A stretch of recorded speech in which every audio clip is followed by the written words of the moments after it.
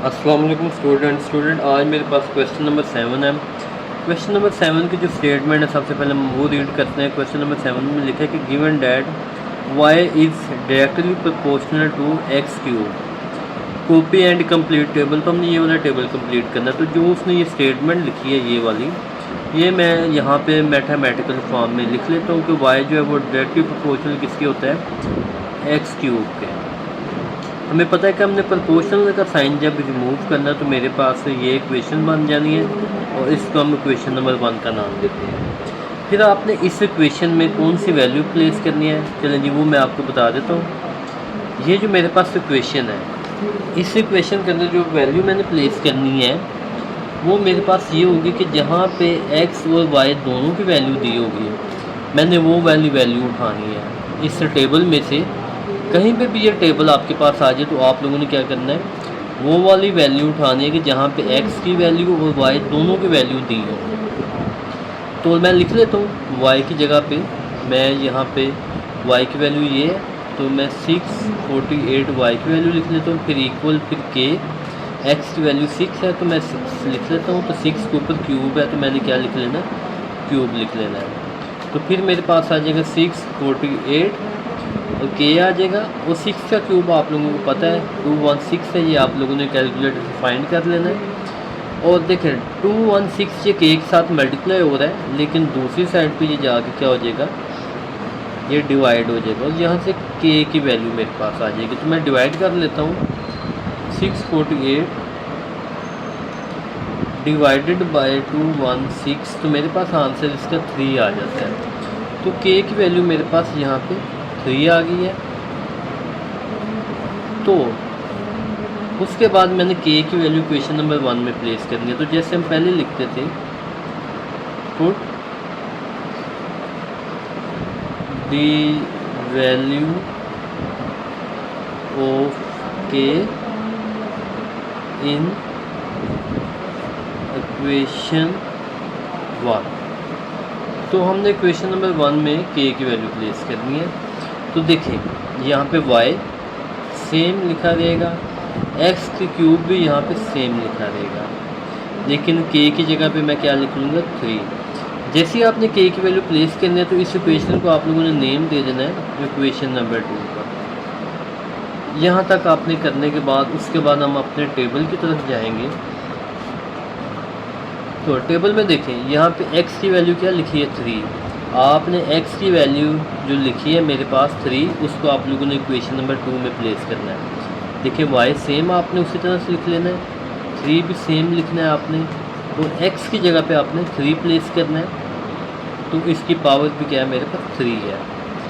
तो आप लोगों ने फिर सेम यहाँ पे 3, और 3 का क्यूब क्या होता है, 3 का क्यूब होता है 27। और फिर मैं यहाँ पे इसके बाद जो नेक्स्ट स्टेप है वो यहाँ पे लिखता हूँ। देखिए ये मेरे पास वैल्यू थी ये वाली। देखिए उसके बाद 3 को मैं 27 के साथ मल्टीप्लाई कराऊंगा तो मेरे पास क्या आ जाएगा 81। तो ये मैं आपके सामने कैलकुलेटर पे इसको करवा भी देता हूँ ताकि, हाँ जी 81 ही आ रही है। तो यहाँ पे फिर हमने क्या लिखना है 81।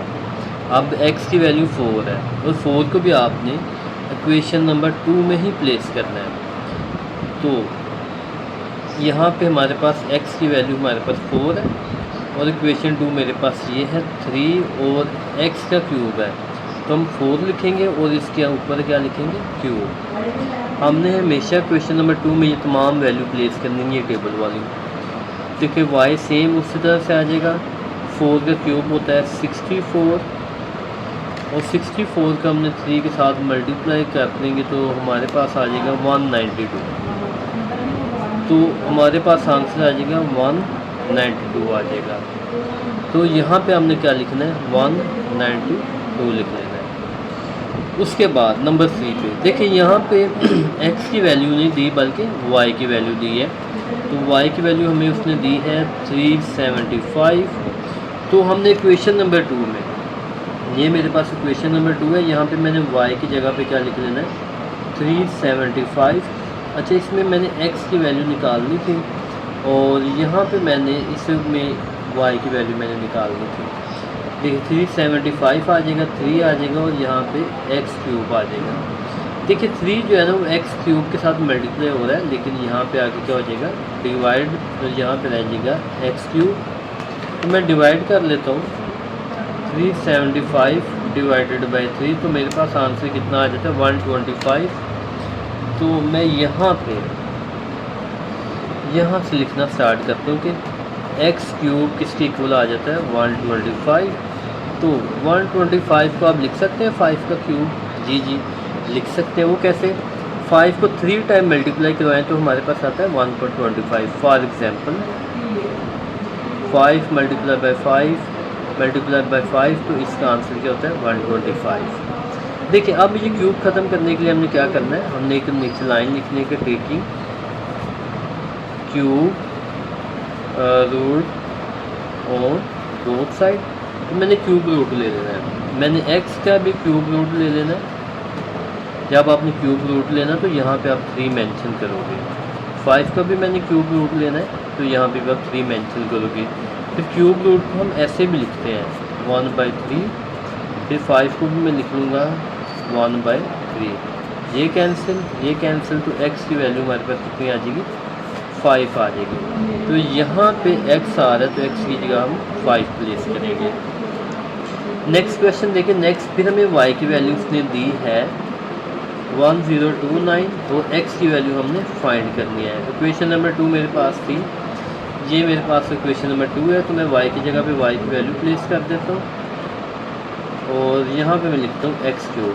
देखिए ये 3 मल्टीप्लाई हो रहा है, तो 1029 के नीचे आके जो हो जाएगा डिवाइड हो जाएगा। तो मैं चेक कर लेता हूँ 1029 डिवाइड बाई 3, तो मेरे पास आंसर आ जाएगा 343 आ जाएगा और यहाँ पे आ जाएगा एक्स क्यूब आ जाएगा।